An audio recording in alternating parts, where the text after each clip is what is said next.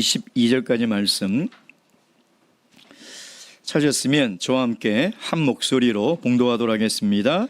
8장 18절에서 22절까지 말씀 시작. 예수께서 무리가 자기를 에워쌈을 보시고 저편으로 건너가기를 명하시니라.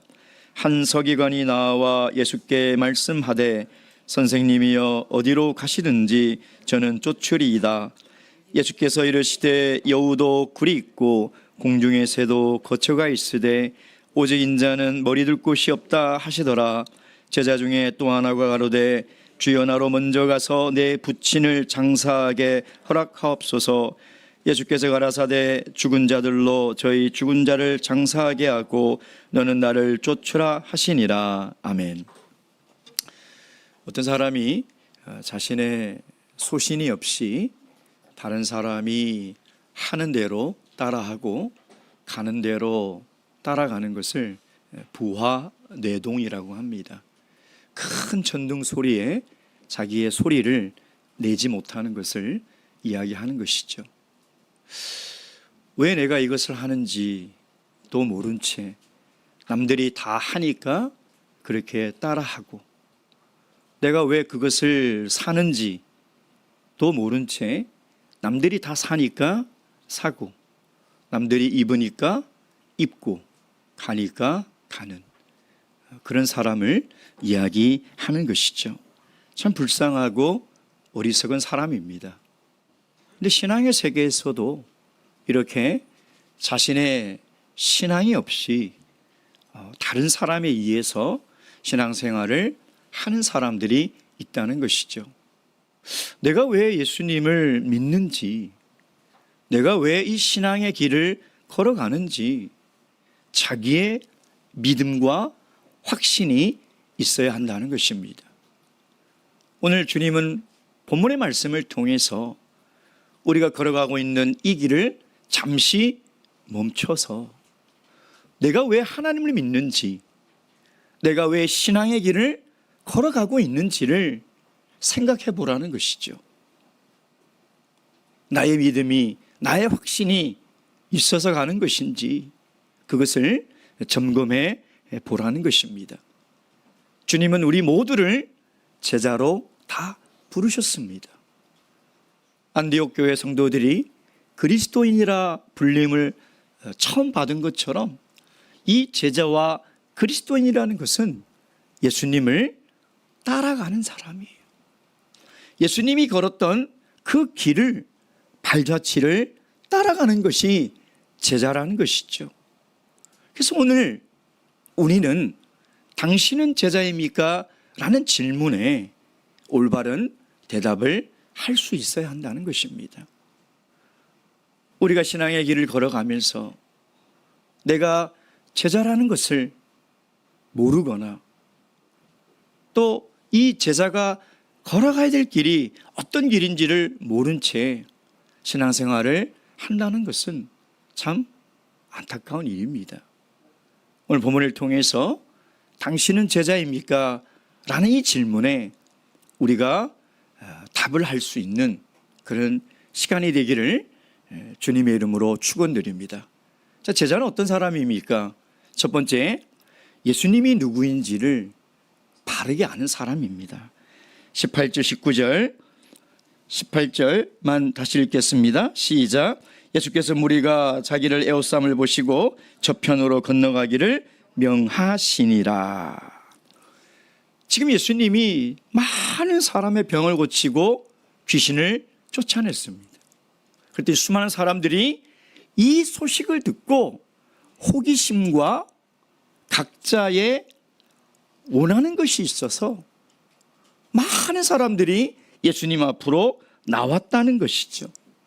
그래서 성경은 이들을 무리라고 합니다. 예수님을 따르는 모습은 똑같지만, 예수님 앞에 나오는 모습은 똑같지만 성경은 이들을 신자라 제자라 부르고 있지 않다는 것이죠. 무리라는 거예요. 그래서 예수님은 제자들에게 저 건너편으로 건너가자라고 명하시더라, 명령을 했다는 것입니다.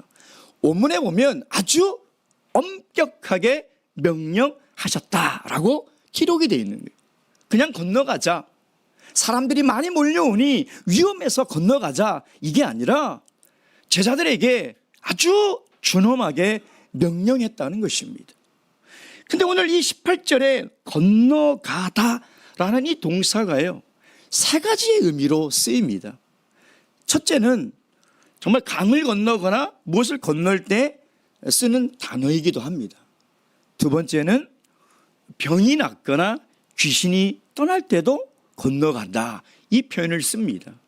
세 번째는 제자들이 스승을 쫓을 때 이 건너가다라는 단어를 쓴다는 것이죠. 그렇다면 예수님께서 제자들에게 건너가자라고 명령하신 것은 분명합니다. 예수님은 무리들과 제자들을 분리하고 싶었던 거예요. 그래서 그 건너갔을 때 드디어 호기심과 각자의 유익을 위해서 예수를 맹목적으로 많은 사람들이 쫓으니까 그냥 쫓아오던 무리들과 정말 예수님을 따르는 제자들이 나눠주게 되었다는 것입니다. 여러분, 예수님은 지금도 동일한 마음이에요. 많은 사람들이 예수를 믿고 예수를 쫓지만 그 사람들이 정말 바르게 자신을 알고 이 길을 걸어오기를 바라는 마음이라는 것입니다. 자, 그렇게 나눠졌는데 누가 예수님 앞으로 나옵니까? 19절 다 함께 읽겠습니다. 시작. 한 서기관이 나와 예수께 말씀하시되 선생님이여 어디로 가시든지 저는 쫓으리이다.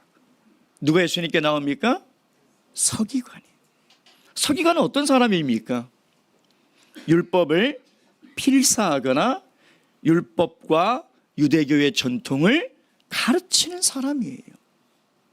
이 사람들은 종교 지도자이며 엘리트 계층입니다. 오늘로 이야기하면 전문 율법 학자라는 것이죠. 자, 그런데 성경에 보면 서기관과 꼭 세트로 따라오는 사람이 있어요. 톰과 제리처럼. 누가 따라옵니까? 서기관과 바리새인이 따라와요. 근데 꼭 한 세트로 따라오는 사람들이 하는 행동을 보면 이 사람들의 행동이 어떻습니까? 예수님을 시험하려고 질문하죠. 궁금해서 질문하는 게 아니에요. 예수님을 넘어뜨리려고, 예수님을 잡으려고 질문을 합니다. 그리고 공격을 합니다. 그때 항상 함께 있는 사람이 누구냐? 이 서기관들이. 그만큼 하나님의 율법의 말씀을 잘 아는데 이 잘 아는 걸 가지고 신앙적 유익으로 사용하는 것이 아니라 사람을 넘어뜨리려고, 그 사람을 시험에 빠지게 하려고 하는 사람들이었다는 것이죠. 자, 그러니까 종교적 지도자여 엘리트고 율법을 가르치면서 부와 명예를 다 가지고 있는 이 서기관이 왜 나사렛 출신 예수에게 나와 제자가 되겠다고 이야기를 하는 것일까요? 이거 정말 대단한 일입니다. 서기관이 이런 결심을 한다는 것은 자기가 누리고 있는 사회적 지위와 부와 명예를 다 포기하겠다는 거예요. 그동안 평생 누려왔던 모든 부와 명예를 내가 다 내려놓고라도 예수님을 쫓겠다는 거예요. 여러분, 그런데 예수님의 반응이 어떻습니까? 이상합니다. 20절 말씀 시작. 예수께서 이르시되 여우도 굴이 있고 공중에서도 거처가 있으되 오직 인자는 머리 둘 곳이 없다 하시더라. 왜 예수님은 이 위대한 결단을 한 엘리트를 제자로 받아들이지 않았습니까? 여러분, 이렇게 똑똑하고 이렇게 열정이 넘치고 이런 신앙적 결심을 하는 사람이라면 제자가 될 자격이 충분히 있지 않습니까? 이런 사람이 제자가 안 되면 도대체 누가 제자가 되겠습니까? 근데 이 사람이 예수님으로부터 거절을 당한 이유가 있어요. 그에게는 중대한 신앙적 결함이 있었다는 거예요. 그게 발견이 된 거예요. 자, 그게 어디 있느냐? 19절 말씀 다시 읽겠습니다.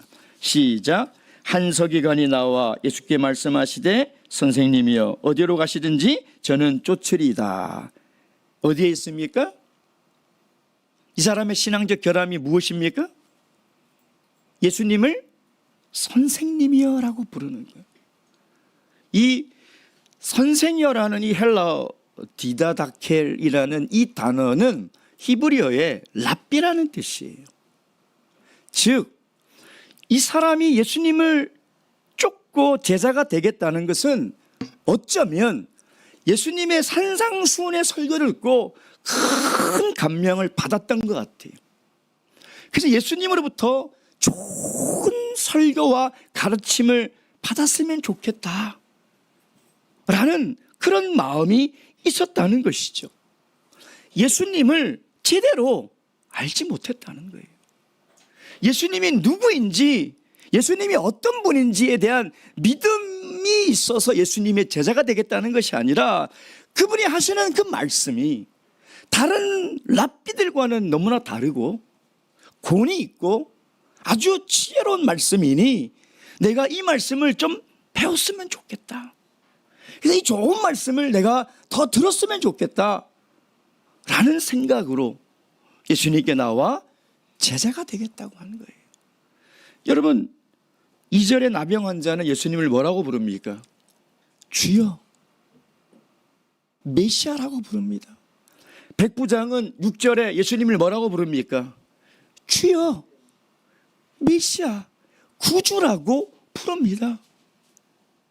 근데 이 율법의 전문가인 이 서기관은 구약의 말씀을 그렇게 통달해도 지금 예수 그리스도가 메시아인지를 깨닫지 못하고 있다는 거예요. 예수님이 누군지를 인식하지 못하고 있다는 것이죠. 그래서 예수님이 뭐라고 말씀하십니까? 20절에 인자는 머리 둘 곳이 없다. 이 인자는 두 가지의 뜻이 있습니다. 사람의 아들, 동시에 하나님의 아들. 이 인자는 두 가지의 의미를 담고 있는 거예요. 그래서 이 서기관이 선생이여라고 예수님을 불렀는데 예수님은 스스로 뭐라고 하냐면 인자는, 나는 이라고 얘기 안 했고요. 인자는 머리 둘 곳도 없다. 이렇게 이야기를 하고 있다는 것이죠. 이 인자라는 단어는 어디서 가져온 단어냐? 구약에서 가져온 단어입니다. 다니엘서 7장 13절 14절 말씀 보겠습니다. 다니엘서 7장 13절 14절 말씀 읽도록 하겠습니다. 13절 14절 시작.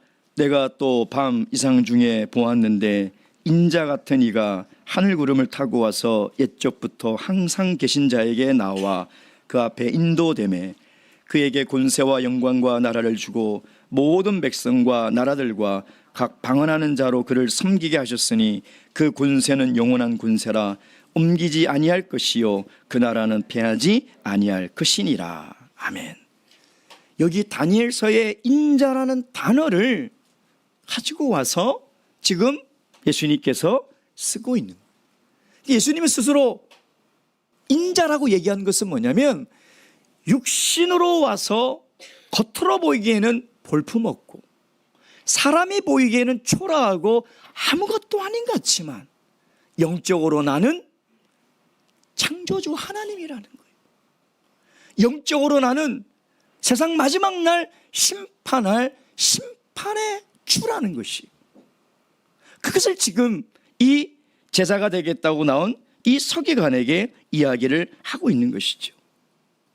여러분, 우리가 예수를 믿고 따르는 사람은 예수님이 누구인지를 바르게 알아야 합니다. 그리고 예수를 알아가야 됩니다. 여러분, 신앙생활이라는 것은 어제 내가 알던 예수와 오늘 내가 아는 예수가 달라야 돼요. 더 깊어져야 돼요. 더 풍성해져야 돼요. 더 확실해져야 되는 것입니다. 그것이 우리가 예수를 따라가는 제자의 길이라는 거예요. 내가 신앙의 연륜이 깊으면 오래되면 오래될수록 예수님을 더 깊이 알아가요. 더 바르게 알아가야 돼. 그냥 예수가 예수님이고 그가 구주라는 그냥 단편적인 알매에서 끝나는 것이 아니라 정말 그분이 누구인지를 우리가 바르게 알아야 돼요. 우리가 제자라면 예수 그리스도가 누구이며 그분이 지금 나와 함께 어떤 존재로 동행하시고 계시는 그 분이라는 그 확신과 그리스도 아는 지식 속에서 걸어가는 그 사람이 제자라는 것이죠. 그래서 마태는요, 이어서 바람과 파도를 꾸짖는 그 이적을 소개하고 있는 거예요. 예수님이 누구라고요? 창조주 하나님이라는, 이 세상의 만물을 다스리고 계시고 말씀으로 명령하시는 하나님이라는 것을 그 다음에 이어서 바로 우리들에게 이야기하고 있다는 것이죠. 바라옵기는 우리가 제자의 길을 걸어가는 그리스도인이라면 날마다 예수를 바르게 하는 이 길에서 게으르지 마시고 예수님을 더 깊이 알아가시길 주님의 이름으로 축원드립니다.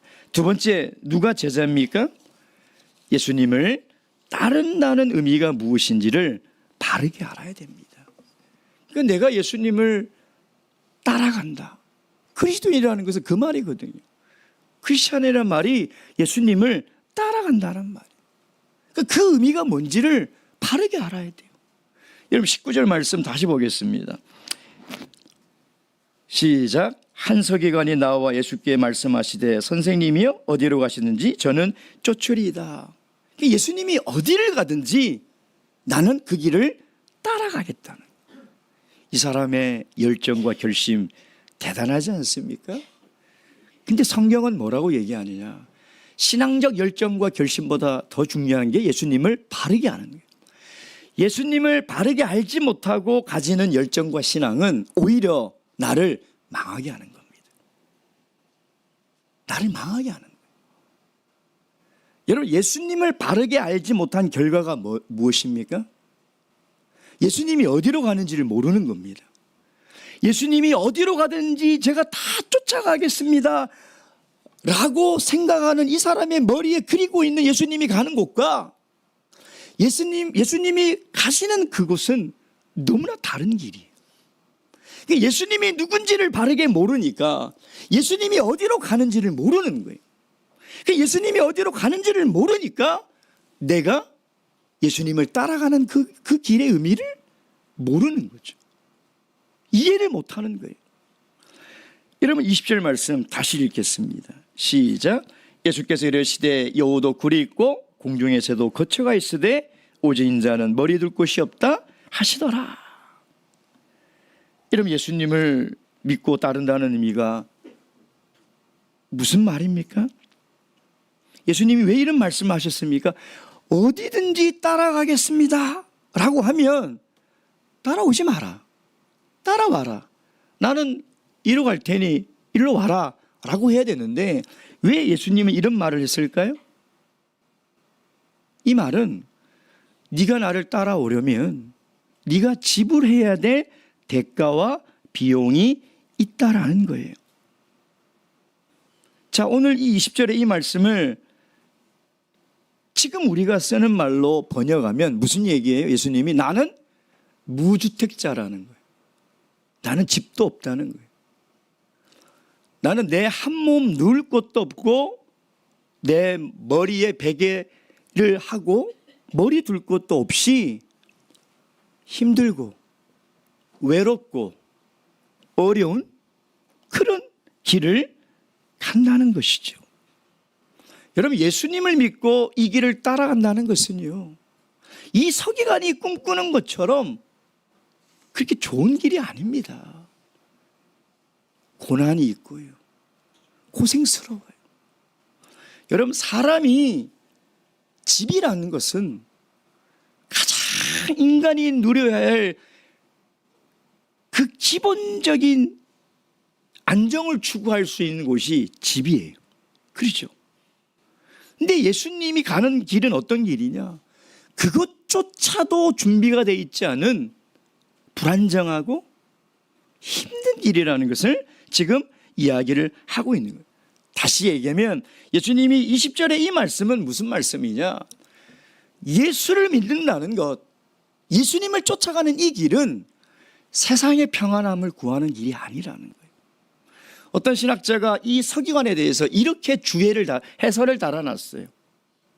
이 서기관은 예수 그리스도로부터 좋은 교훈의 말씀을 배워서 이걸 통해서 더 많은 부와 명예와 더 많은 세상의 평안함을 누리려고 했던 사람이다.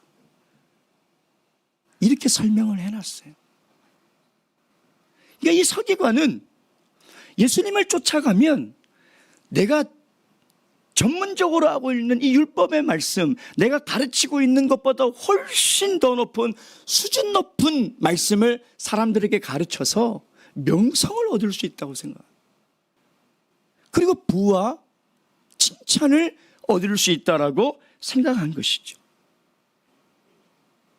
이 서기관은 예수님을 따르는 이 제자의 길에 그 비용을 지불할 준비가 전혀 되어 있지 않은 거예요.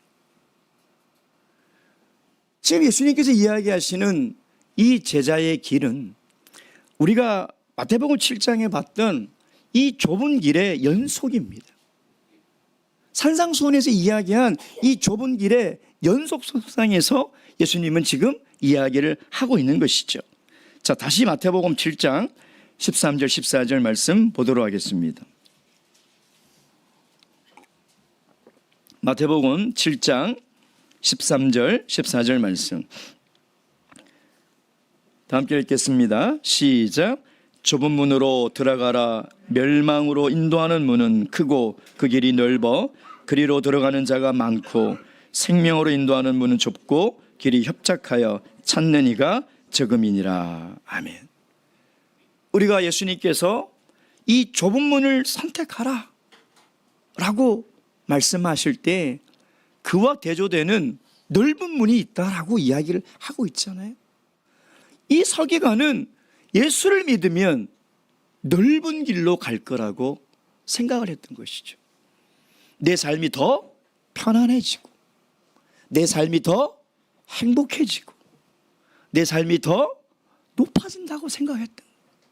근데 예수님은 예수를 따르는 길, 신앙의 길은 좁은 길이란, 어렵고 힘들고 외로운 길이란. 여러분, 우리가 예수를 믿으면서 힘든 일을 당합니다. 근데 그게 제자의 길이에요. 고난을 당합니다. 그게 우리가 걸어가야 될 신앙의 길이에요. 외로운 길이에요. 여러분, 우리 특별히 그리스도인들은 외로움과 고독을 감당해야 돼요. 예수님은 하늘의 보좌를 버리고 그 창조주 하나님이 육신으로 인간에 오셨어요. 머리 둘 곳이 없었어요. 누구 하나 의지할 사람도 없었고 누구 하나 자기를 알아주는 사람도 없이 우리 예수님이 3년 동안 이 세상에 사는 모습을 가만히 보면 정말 외로우셨어요. 그 외로운 길을 우리도 걸어가야 되는 거예요.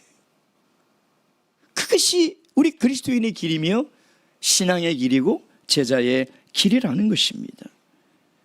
우리가 걸어가는 이 십자의 길은 수많은 사람의 인정과 환호와 칭찬이 없습니다. 가시밭길이에요. 그리고 고독한 길이고 외로운 길이라는 것입니다. 그것을 걸어갈 그 대가를 지불할 믿음이 있어야 되는 거예요. 자, 마지막 세 번째, 이 제자가 걸어가는 길, 이 제자는 누구입니까? 예수님이 가장 먼저 최우선이 되어야 합니다. 제자라면 삶에 있어서 예수님보다 우선되는 게 없어야 돼요. 자, 21절 말씀 다 함께 읽겠습니다. 시작. 제자 중에 또 하나가 가로되 주여 나로 먼저 가서 내 부친을 장사하게 허락하옵소서. 22절 시작. 예수께서 가라사대 죽은 자들로 저희 죽은 자를 장사하게 하고 너는 나를 쫓으라 하시니라. 아멘. 여기 제자 중에 또 하나가, 이 제자는 12제자를 이야기하는 것이 아닙니다. 본문에 보면 또 다른 제자, 즉 12명의 제자 말고 무리와 제자가 나눠진 그 제자들 속에서 나온 사람이에요. 서기관도 마찬가지고. 그러니까 이제 그래 나왔어요. 나와서 이 사람의 말이 뭡니까? 예수님, 제가 예수님을 따를 겁니다. 근데 지금은 아니에요. 지금은 먼저 급한 일을 제가 보고 그리고 나중에 예수님을 따르겠습니다. 그 급한 일이 뭡니까? 부모의 장례를 치르는 일이에요. 부모를 장례를 치르는 일. 여러분, 유대인은 우리나라처럼요, 부모 공경을 가장 최고의 인간의 윤리의 덕목으로 삼고 있습니다. 십계명에도 하나님께서 내 부모를 공경하라고 제5계명에 말씀하고 있잖아요. 그러니까 유대인들은 부모 공경을 인간의 가진 윤리의 가장 최고로 이해를 하고 있고 부모의 효를 다하는 것을 당연한 인간의 덕목으로 그렇게 알고 있어요. 더욱이 이 부모의 장례는 더 중요한 사회적 덕목입니다. 유대교의 외경에 보면 이런 글이 있어요. 아들아, 내가 꼭 내 장례를 치러라. 이게 유대인들이 보는 외경에 기록이 되어 있는 거예요. 그러니 지금 이 예수님께 나와 제자가 되겠다고 하는 이 제자의 요구는 합리적이고 합당한 요구예요. 그렇지 않습니까? 그러면 예수님이 뭐라고 대답해야 됩니까? 그래, 그 급한 일이고 중요한 일이고 윤리며 천륜인데 그거 먼저 하고 와라. 이래야 되는데 예수님께서 뭐라고 얘기하십니까? 죽은 자들로 저희 죽은 자를 장사하게 하고 너는 나를 쫓아라. 예수님의 대답이 너무 매정합니다. 어떻게 이 사람의 형편을 이해를 왜 못하시냐 이 말이에요. 그리고 부모 공경이 얼마나 중요한 윤리적 덕목인데 어떻게 이렇게 말씀을 하시고 수가 있냐 이 말이에요.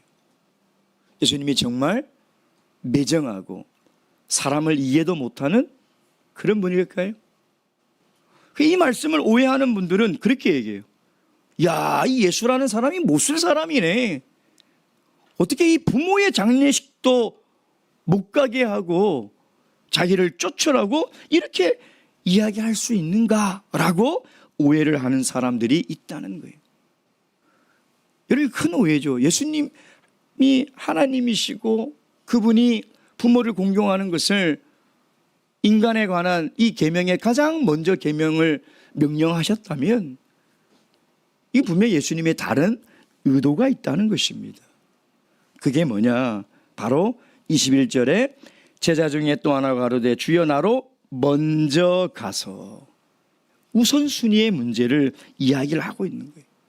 죽은 자들로 죽은 자를 장례하게 하라. 제자로서 가장 중요한 일이 뭐냐? 예수님을 믿고 따르면서 죽어가는 영혼을 살리는 일이 가장 먼저라는 거예요. 이미 죽은 사람은 죽은 자들로 장례하게 하고 그것이 중요하지 않다는 것이 아니라 그건 나중이라는, 그 다음이라는. 정말 중요한 게 뭐냐?